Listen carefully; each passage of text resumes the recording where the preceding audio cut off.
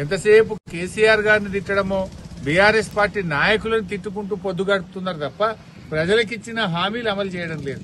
ప్రజలకిచ్చిన మాట ఈరోజు నిలుపుకునే పరిస్థితి లేదు.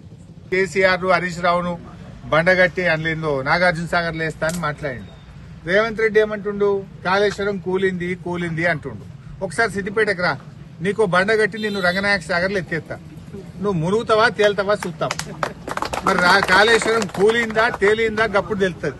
అలా నిండా నీళ్లుంటే కాళేశ్వరం మంచిగా ఉంటే నువ్వు మునిగిపోతావు, నీళ్లు లేకపోతే కాళేశ్వరం కూలిపోతే నువ్వు తేలాలి. మరి నువ్వు కూలిందా కాళేశ్వరం కూలలేదా అంటే నిన్ను బండగట్టి రంగనాయక సాగర్లు ఎత్తేస్తే కాళేశ్వరం నిజంగా కూలిందా, కాళేశ్వరం కింద బంగారం లాంటి పంటలు పండి రైతులు బతుకుతున్నారా అర్థమవుతుంది.